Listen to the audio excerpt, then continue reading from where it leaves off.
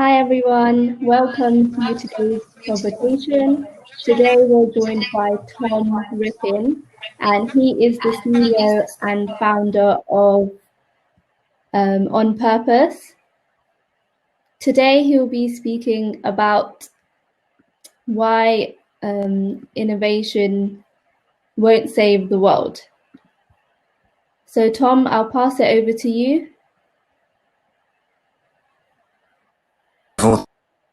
Thanks for the introduction.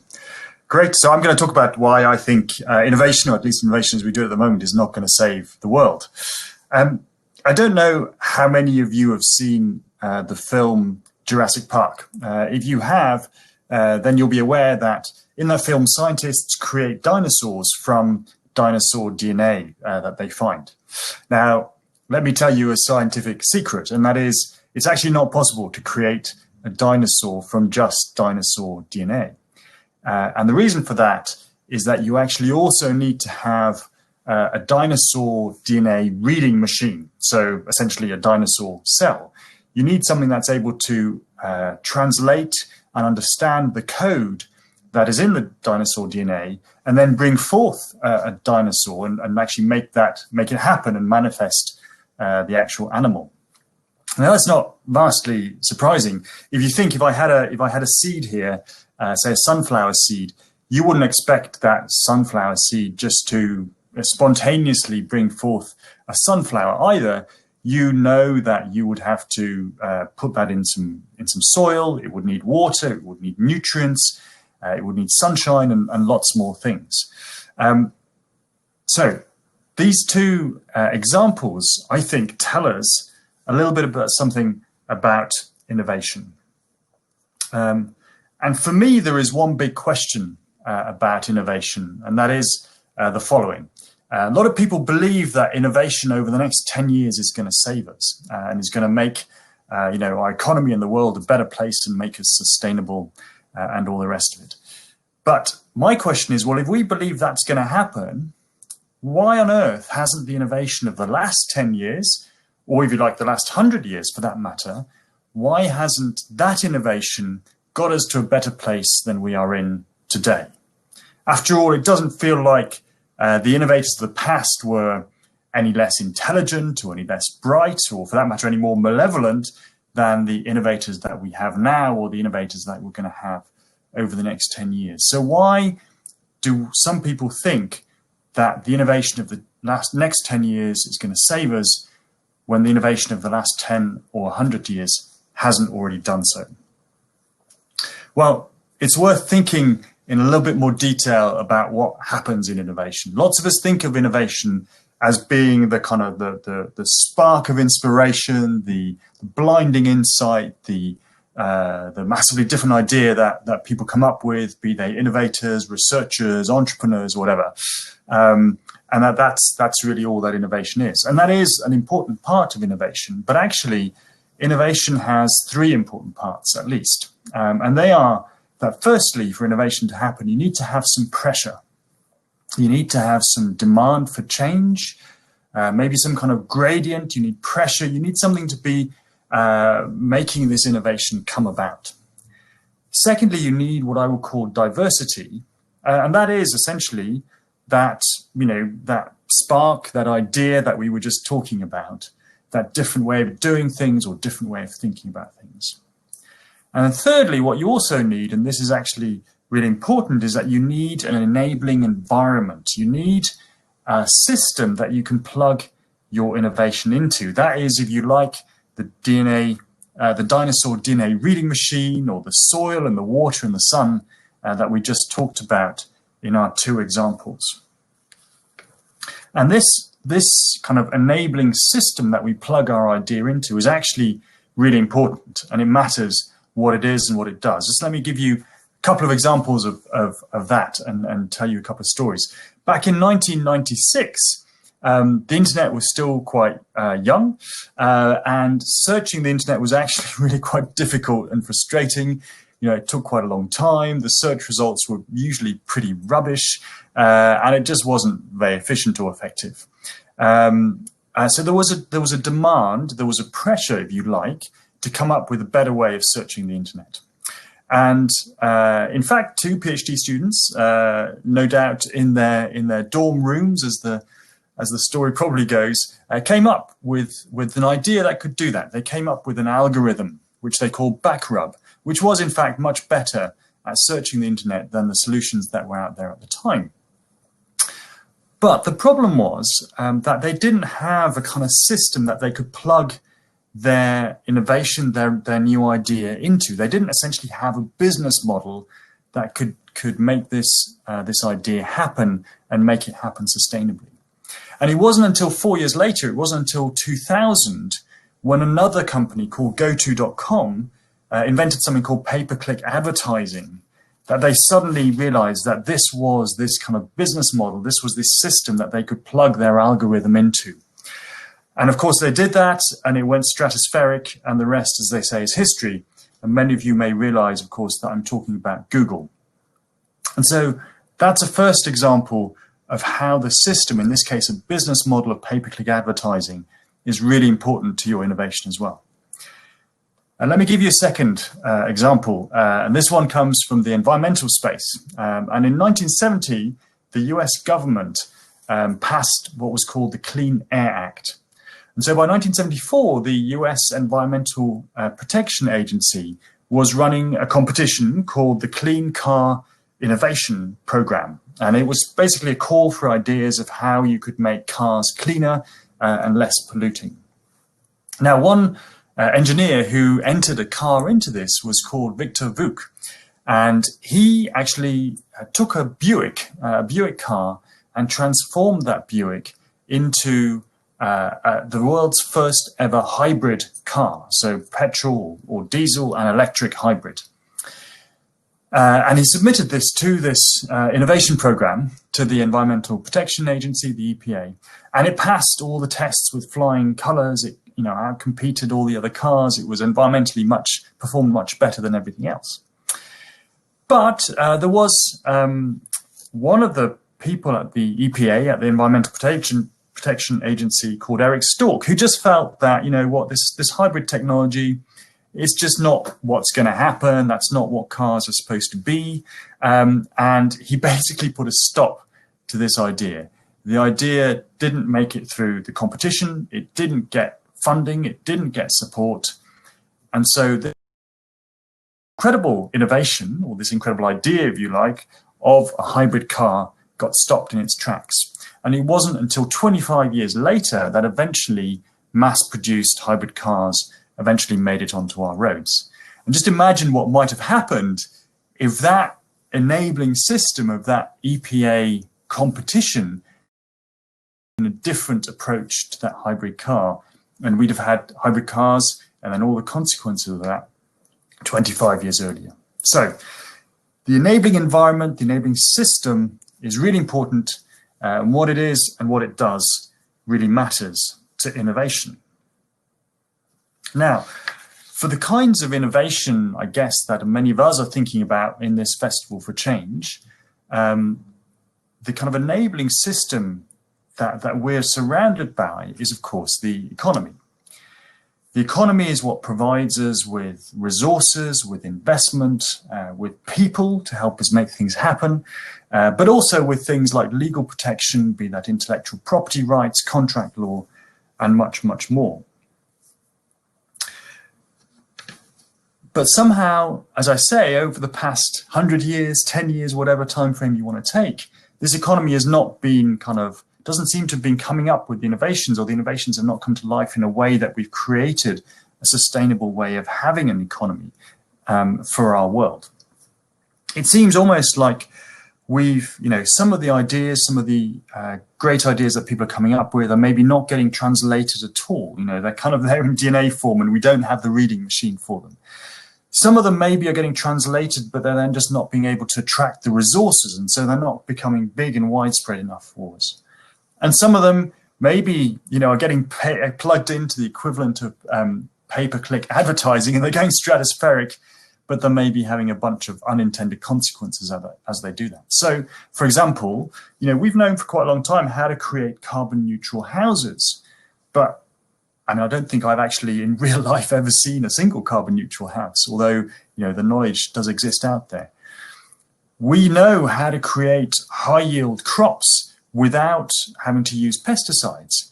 But again, that approach is not widely enough used. And on the flip side, we've created ways of staying in touch with our friends and sharing photos through social media and all that kind of stuff. And that's gone massive, but potentially with some of the unintended consequences, like also spreading fake news, or also allowing some quite manipulative forms of individualized advertising that comes with that.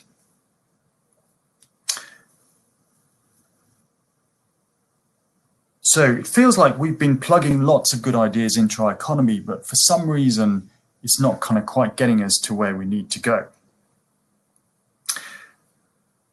And I think it's important, therefore, to think a little bit about how can we innovate at that economic level as well. And we need to think a little bit about our economy. Now, thinking about the economy becomes, quite complex, quite big, quite kind of intangible very quickly. So I often use a metaphor to think about the economy, which brings us a bit closer to home and makes it a little bit easier to think through as well. So do a thought experiment with me for a minute or two. Imagine that your own body was actually an economy and represented an economy, and that all the cells that your body is made up of are actually the organizations of this economy, and they're all churning out services and products that we all need to survive. Resources and money and raw materials being circulated all over our body through the bloodstream. And of course, data and information is circulating as well through our nervous system. I think you probably get the idea pretty quickly. Now, the slightly startling thing is that if we were to do a health check on our economic body, what we would find very quickly is that we are actually all suffering from an advanced state of cancer. Now, this I realize is a slightly shocking metaphor to use, but it's actually also, I think, quite an instructive and useful one. So please bear with me. Let me explain. In cancer, our cells start, they've loosened themselves from a bunch of growth controls. They're growing as fast as they possibly can. They're growing out of control. Next is that they start sucking in resources from other parts of the body, a disproportionate amount of resources, and they start almost slightly starving other parts of the body from the resources that those other parts need.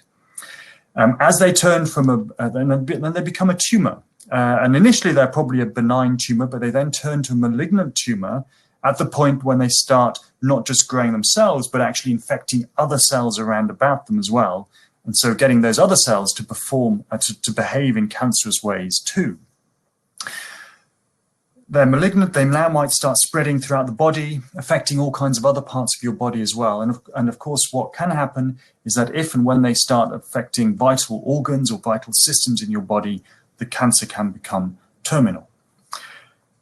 Now, I'm not going to spell out all the parallels of what this looks like in our economy, but I suspect that, your brains have already been whirring along and kind of making those connections of your own accord. Now, the question, of course, for innovation is that what happens if you feed a good idea into a tumor? Well, a tumor is just going to use that good idea to grow even more and even faster. So the equivalent is that if you feed good ideas into our economy, and our economy is currently designed to create growth and to maximize profits, what the economy is going to do with that good idea is it's going to turn it into a way of creating more growth and creating more profits. And hence, maybe not quite what was originally intended with that good idea. So this creates a conundrum for us.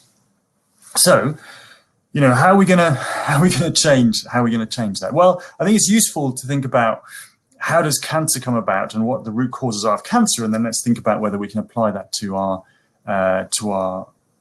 economy as well. Now, the root cause of cancer are mutations that happen in the genes that are encoded in our DNA. Now, these kind of mutations are happening all the time. The vast majority are completely harmless. Nothing happens at all. But every now and again, you might get a mutation in a gene that actually slightly loosens the controls that a cell is normally subject to. And so that cell starts to be able to grow a little bit too fast. And then maybe a couple more mutations happens and it grows a little bit faster, and then a couple more. And then, over time it becomes malignant, and all those things happen that we know about from cancer. Now, the equivalent, so the question is, what are the equivalent of these genes in our economy? And what I believe is that the equivalent of these genes in our economy are actually the underlying values. The underlying values that we all hold about how our economy works, how our organizations work, and to an extent also how we believe we as human beings work, if you like. They're the values, they are the assumptions that we all hold, sometimes kind of untested assumptions. They are the stories we tell each other.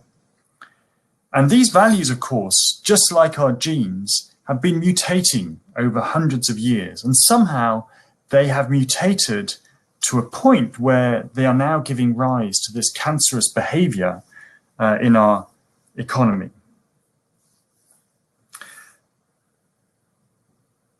So that's why I believe by feeding just more and more innovation, more and more good ideas into our economy, we're not necessarily going to save the world. We actually need to innovate at the level of these values as well, and actually change how the economy works. We've got to stop, in the metaphor, if you like, just treating the symptoms of this disease. We've actually got to go to the root cause of this disease as well. So I'm sure many of you are thinking of being innovators and coming up with innovative ideas, either as part of this Festival for Change or maybe elsewhere in your work and your life as well. And so I have 3 questions for you.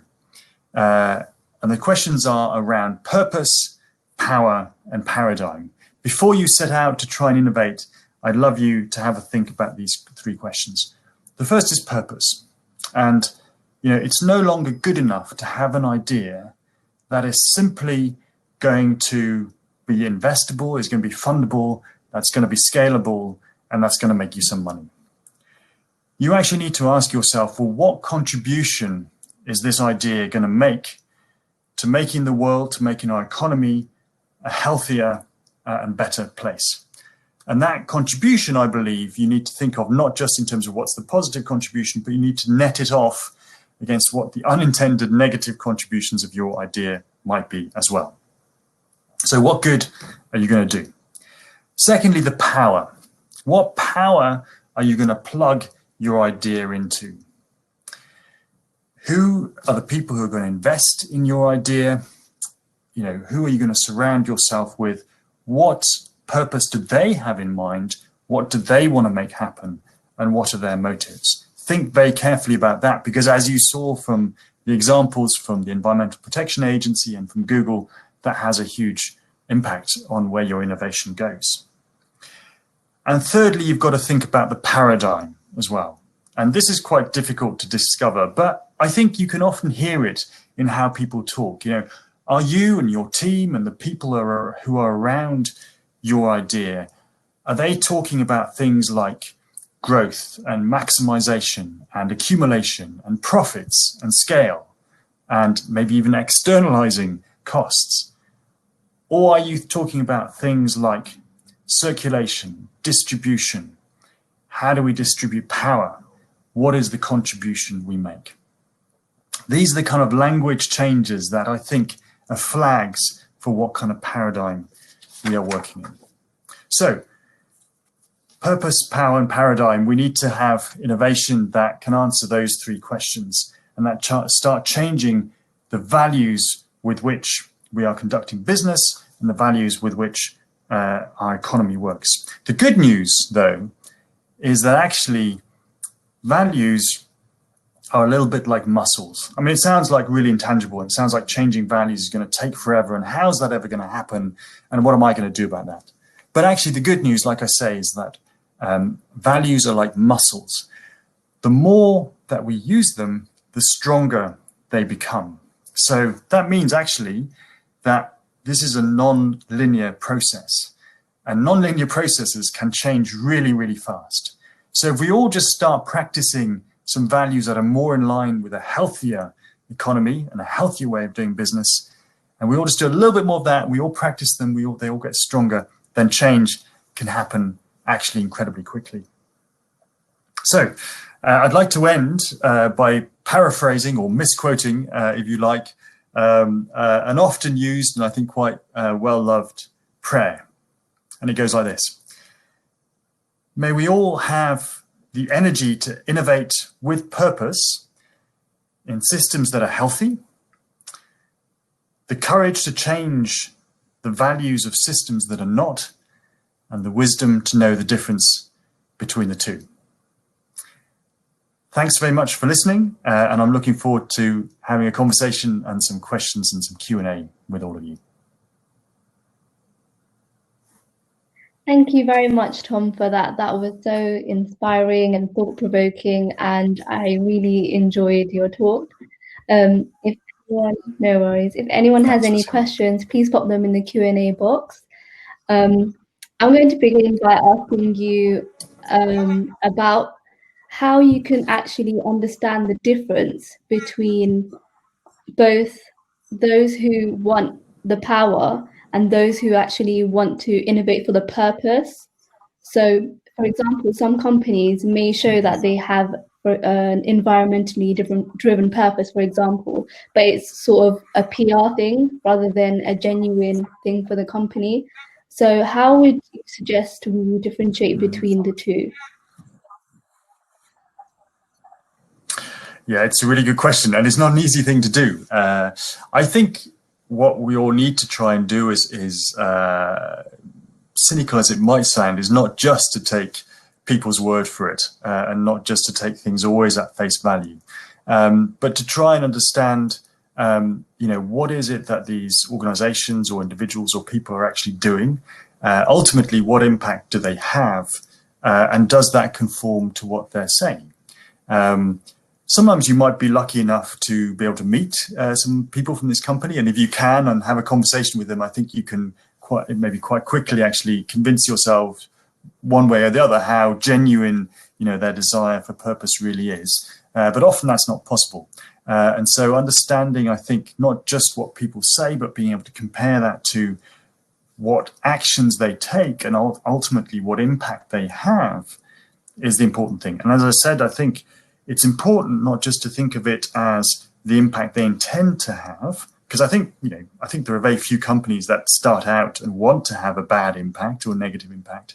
But I do actually think we all have a responsibility to understand that we may not only have the impact we want to have, we also have, all of us, some unintended consequences, and we need to manage those just as actively as we try and manage everything else and reduce the negative ones and beef up, as it were, the positive. Thank you. That's helpful. So someone has asked, can you give an example of a business, organization, or innovation that have been successful in avoiding the trappings of an economy motivated by profit and growth?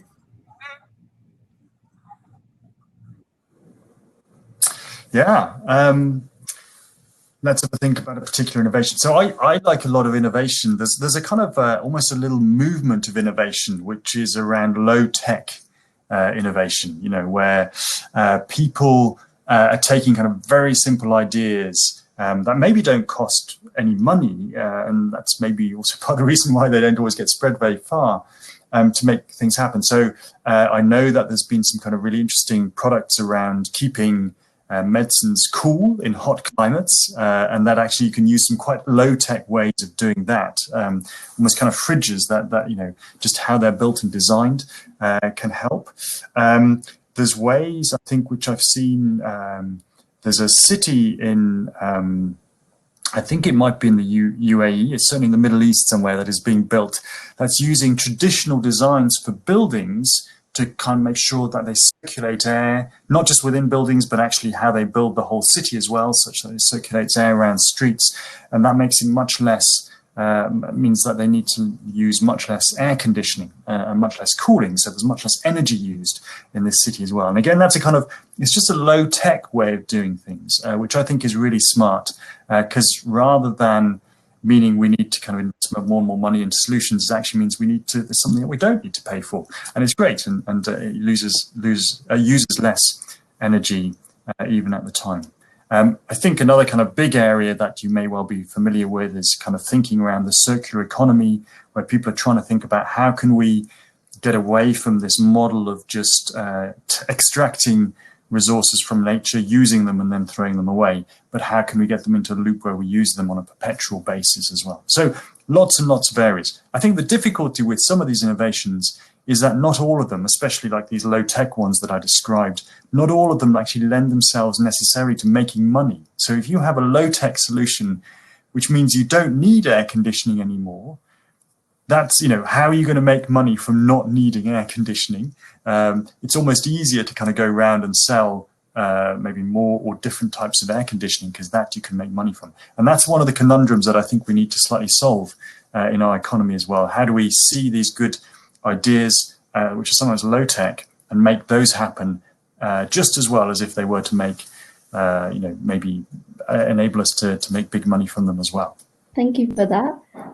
So someone else has asked, let's say that an innovation is for the common good, but doesn't make any money. How does this idea gain traction in today's society?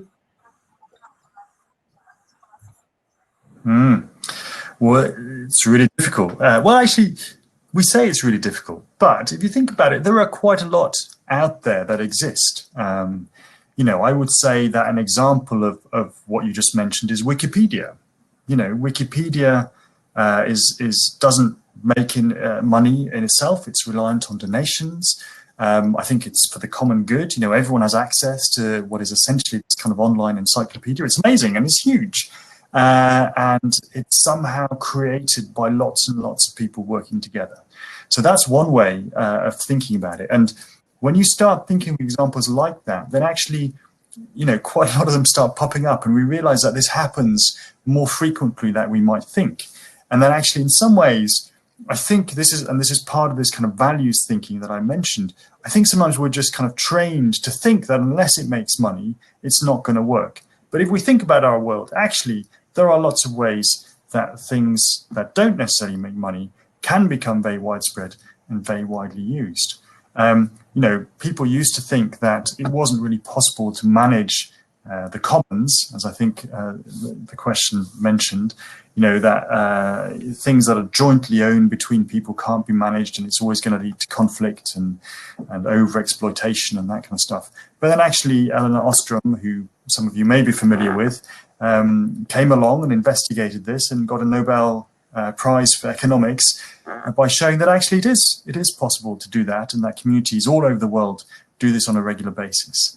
But I think in our value system, we don't make enough of these kind of examples, and we so often only talk about the examples that somehow make lots of money. And so we start thinking that that's the only way that big change can happen. Thank you for that. So Tom, Tom Griffiths, do you want to come on stage to ask your question? You can turn on your camera. So he asks, are the huge innovations, well, he can ask it. Hi, Tom. Would you like to ask your question? You need to unmute yourself. Your talk started with mention Jurassic Park, and I have to say, I'll admit I'm a bit of a dinosaur, all right? I reluctantly play into all these virtual things, very reluctantly. I'd much rather just say hello to people, and I'm intrinsically about doing that, and that's why doing more of this stuff is a challenge. It's the whole question. I am reticent sometimes, all these drives towards social media goods, whether it's Microsoft, Google, all the billions that and I put the emphasis on billions. And who decides whether it's a good thing? I'm not making a judgment, but I ask the question, is it good to make a lot of profit and then do philanthropy for other projects in the world? Or should we be looking at the way these profits are generated? And that's just my own concern about the negative consequences of social media. Yes, it's positive. I wouldn't be chatting to you now unless it was a positive. But there's so many negatives beyond the fake news, just the amount of time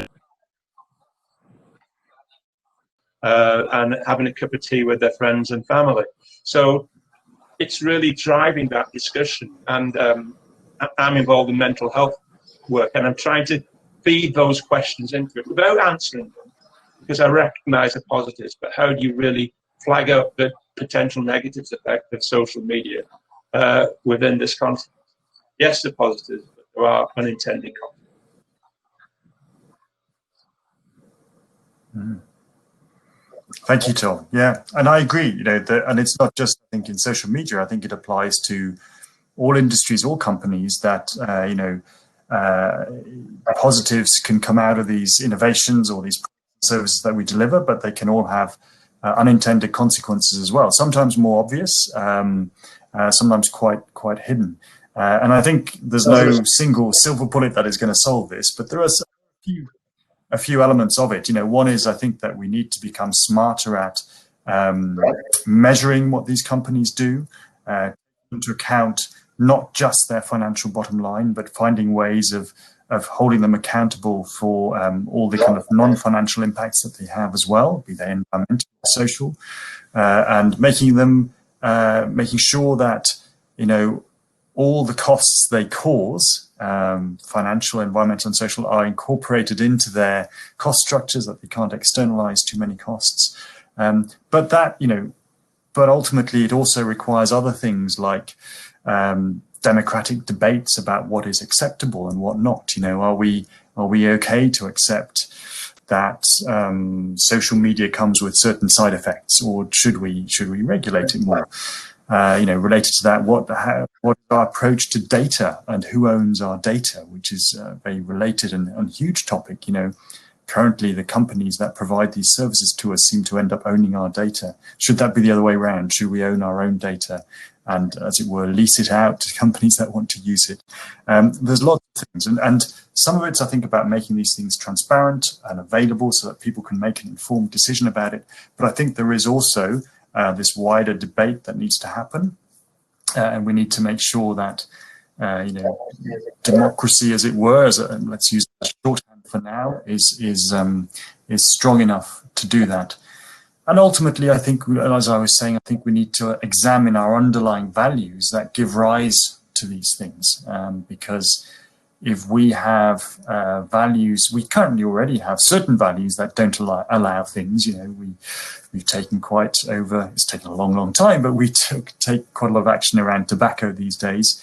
If you think about how our values have changed quite recently and very quickly around plastics in the ocean and all this kind of stuff, triggered, at least in this country, a lot by David Attenborough, of course. That's been a huge change, and that's a values change of the type that I'm talking about. And I think we probably need a lot more of those kind of changes to happen in all kinds of areas. It's not going to happen purely in a kind of technical, let's measure this all way. It needs all of the above. I get that. It's just that in the last few years, you've mentioned it could be any organizations over history, but the Facebook, the Googles, the Amazons, the power they've achieved in a very relatively short time, and the huge global scale of that is almost unprecedented in business history. The scale and size of it. Yeah, it is. Yeah, they are. And of course, they're up in front of a US committee at the moment, aren't they? I think, which is precisely investigating their huge size and whether they are effectively operating monopolies and whether they need to be broken up. So, there are maybe some signs that people are starting to have those conversations as well. Who knows how long it will take, but action obviously needs to happen sooner rather than later. Thank you, Tony. Thank you. Thanks for the question. Tony, if you just switch off your camera now, and then I can invite someone else on stage. So, Poppy, if you'd like, you can come on stage to ask your question. All right.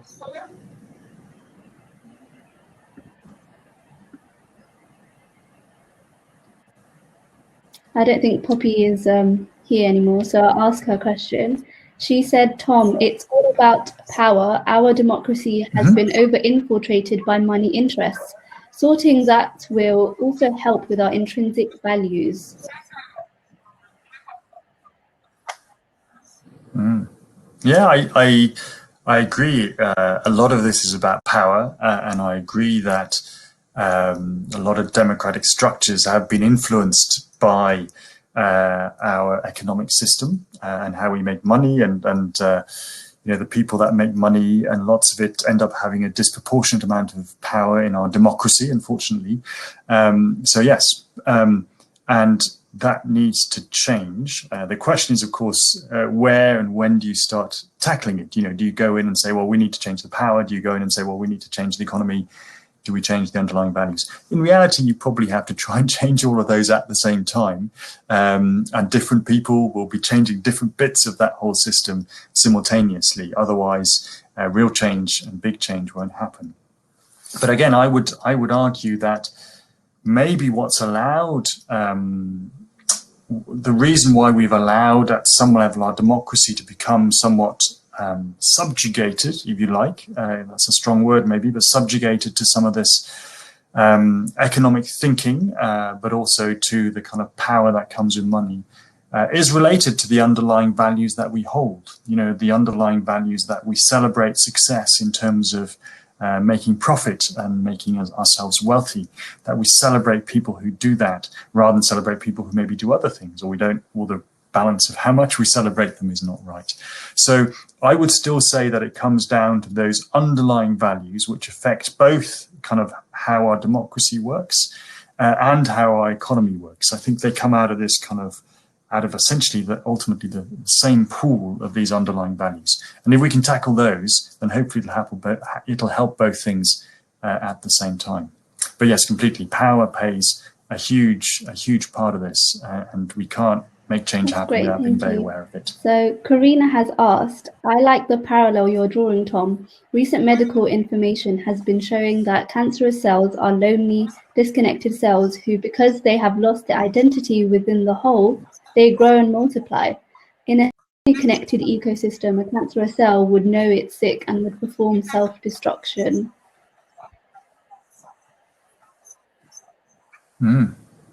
Yeah, I love that. And actually, sorry, Karina. I missed the name of the person who asked that question, Wasima. Karina, if you have a reference for that, I'd be really interested to know, to see that actually, if you have an article that explains that, especially the point around cancer cells being lonely, as it were, and having lost their identity. Yeah, but it makes a lot of sense to me. A lot of people, when they think about our society and how our economy works, they talk about a culture of separation that has grown up, which again comes from a kind of quite a long history, especially in the Western world, starting with people like René Descartes, the philosopher, and so on, where we, as a kind of way of analyzing problems, have always chopped things up into little bits, and we've separated things out in order to then tackle each one individually. And that's a good analytical process and a good analytical tool, but it almost feels like that way of thinking has become so powerful that it's infected all kinds of parts of society, such that we end up as individuals being almost separated from each other in the way that maybe I think Tom was talking social media can almost be a force that takes us apart rather than brings us together to have a cup of tea. So there is this separation between individuals, and people also talk about separation between that individuals feel increasingly separated from nature as well. And that has all kinds of consequences in the sense that we don't value nature in the way that we ought to, that we don't derive some of the benefits that we can have from being in nature, which can be physical and psychological, and I think increasingly shown to be really quite powerful. So yeah, I love the idea, Karina. I'd love to, if you have a kind of, if you have a reference for a paper or an article that talks about that idea of cancer cells being separate, I'd love to see that, because it's a great addition. Thank you. Alwyn has asked, is capitalism a paradigm? And if it is, how does value innovation fare if this is the main paradigm where the global economy sits on?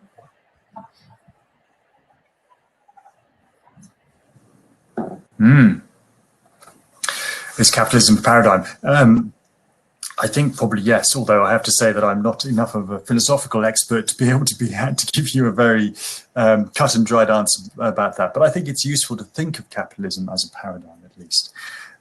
What I can tell you a little bit is about how paradigms change. And the word paradigm, at least as we use it today, was coined by a philosopher of science called Thomas Kuhn. And he was talking about how science progresses. And he talked about the fact that, scientists tend to kind of form communities, and in those communities, they essentially have a bunch of kind of unstated, or maybe sometimes stated, assumptions and beliefs about how they do science. That involves, what questions they ask, how they go about investigating those questions, and maybe even how they interpret the results that come from their scientific research. And that, that serves a purpose, and science can solve all kinds of problems like this. And what happens over time is that some questions start arising, and people start finding them, and the questions don't quite fit into the paradigm. The paradigm, our kind of assumptions don't let us answer these questions very satisfactorily. And at the beginning, that's kind of okay. But as time goes on, we get more and more of these kind of questions heaping up, and more of them start occurring to the point where you can't continue. You can't ignore them anymore. And then your kind of current paradigm comes into crisis. And over time, people kind of realize that, this paradigm doesn't work anymore. And then alternative paradigms kind of start coming up, and there's a revolution, as he calls it, and ultimately we settle down into a new paradigm as well. And I think that, capitalism, at least in the form that we practice it now, is going through one of these phases. We've had questions being asked of this system for quite a few decades now, and they're piling up, whether it's about how we treat nature, how we treat each other, how we treat our data, and so on and so forth. And the current system is not coming up with good answers. And so we're kind of coming into this crisis. And in fact, I believe that the whole COVID situation is just another kind of question that is being asked of us, really, that our current paradigm doesn't necessarily have a good enough answer to, and will hopefully therefore accelerate us into a new paradigm. And we need to make sure that that new paradigm is going to be one that's more fit for purpose than the one we have currently. So Michael has asked, the purpose of economic activity is to meet needs. When needs are met, that adds functionality to human life.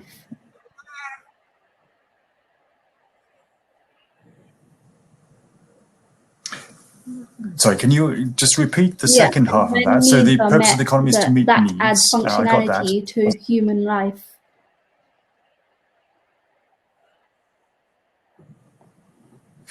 Yeah, and the question behind, so I think that's probably true. I'm not sure that's maybe the only way that you can add functionality to life, but that's certainly true. Was there maybe so he said, that's more of a statement. The question is, if our functionality is not to be subverted into perpetuating the growth machine, what does our purpose become?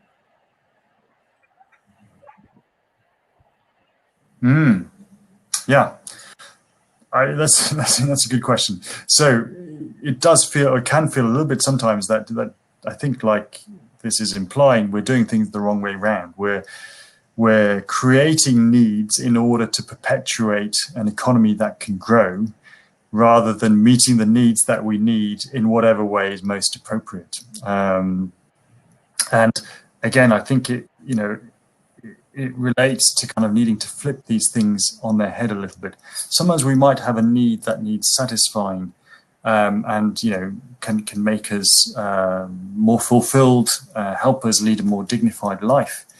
But maybe the way that need needs to be satisfied is not necessarily through something that we have to pay for, or not something that has to involve a company selling us something that's going to make a lot of money. Back to the kind of, the early examples we had around kind of low-tech solutions. And somehow, and I don't necessarily have the answer to this, somehow we need to find ways that our economic system can reward those kind of innovations as well, not just the innovations that are going to make a lot of money. Currently, we have a system that rewards innovations that are going to help growth and that are going to make a lot of money. And as I think this question implies, in many ways, that's the wrong way around. We need to think about it as we need to reward innovations that are going to allow us all to live a kind of dignified life and have better lives, and to do so within, not just within the boundaries of our planet, actually whilst regenerating our planet. And we need to reward things that make that happen. And then, as a side effect, we might say, okay, we also need to be able to do that profitably as well.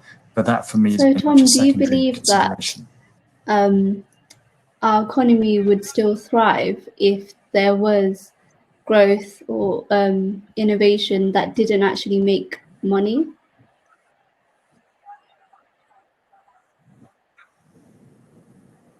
Yeah, well, it depends, of course, how you define the economy. If you define the economy as things that make money, then maybe not. And of course, implicitly, even maybe not explicitly, but implicitly, a lot of people do define the economy like that because they measure it through GDP. And as I'm sure a lot of people know, GDP is simply measuring stuff that gets spent, whether it gets spent on useful stuff or whether it gets spent on stuff that's bad or not useful.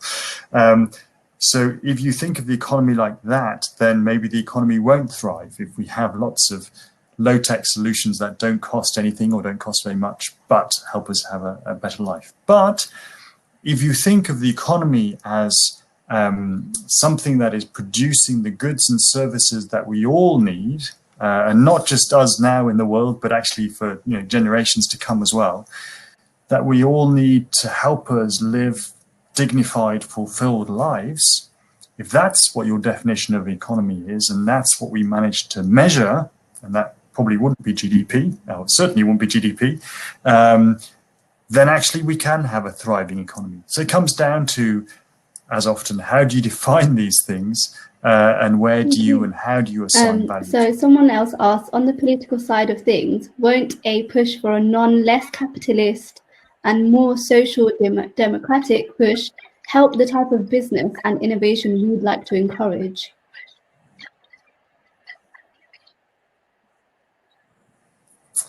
Yeah, this is an interesting question.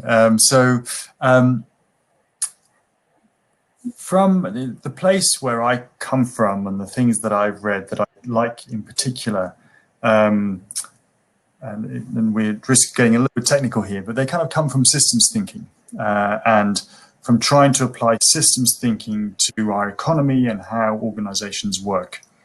And that systems thinking is in a way a more modern and more scientific way to go about this than some kind of more historic scientific approaches that economics has tried to take. I was going to say more or less successfully, maybe largely less successfully over time. But the interesting thing I think about that is that I think we then get away, and we need to get away a little bit from this kind of dichotomy type thinking where it's, well, either we're kind of free market liberals or we're kind of, social democrats or whatever. We actually need to kind of this is where, I think we need to come into a new paradigm. We need to think of a new set of values. I think it's our current paradigm, our current set of values that encourage us to think in a very polarized way. Either we're kind of socialists or we're kind of neoliberals, and we need to pick sides. But that's looking at things through our current values, through our current lenses. Part of what I think this very fundamental shift is that we need to do is that it'll help us actually apply a completely different lens to our thinking, where, whether you're actually kind of neoliberal or social democratic or whatever actually doesn't really make sense anymore, because that's not what you're looking at, that's not what you're measuring. You'll be measuring, are we making progress towards being able to provide everyone with what they need to live a dignified life? And are we doing so in a way that regenerates our planet at the same time? I hope that makes sense, but I'm almost kind of saying there's a problem with the question itself, because I don't think perpetuating that debate is going to be very helpful. We need to get to kind of new debates. Karina has asked another question. Do you want to come on stage, Karina? You can turn on your camera.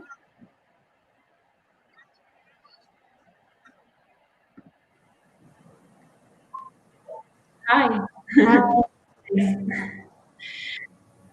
Hi, Tom. Actually, this question that I'm asking, it's kind of, you've answered it through your attitude and through the way you've answered the previous question. So my question was, I like how you invite us to distinguish, when innovating, to distinguish between symptoms and root causes. And I feel that our current sort of paradigm is inviting us, or is keeping us a lot of the time at the surface right? So, for example, should we go between, democratic or neoliberal solutions, or should we go back to socialism, right? So, and my question was, what are your practices? How do you get to a level deeper? How do we, through our conversations, through our actions, through our maybe attitudes, bring this conversation one level deeper? And well, you've already showed it, but maybe you can go further, if that's okay. Sure. Yeah, I could try. Again, I think there's no one silver bullet for this, but I think there are a few different things that you can think about. So I think one thing that we need to do, and hence maybe I run an organization called On Purpose. I think we need to think much more clearly about the purpose of these things and why are we doing what we do. And that can sometimes be as simple as just asking why lots of times.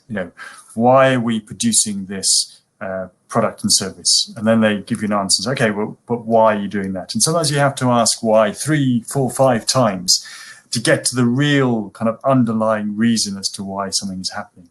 And you need to then have a conversation about that level of thing, not the kind of about the first answer that someone might give to you. And I think that's one tool for getting to that more basic level. Secondly, I think we need to kind of become more comfortable in having these conversations with each other, with our friends, with our colleagues, within our companies, within our organizations, within our communities, local government, and in democracy, so that we more openly make transparent according to what values we are actually making decisions, and according to what vision of success are we trying to achieve and how are we trying to achieve that. I think that helps as well.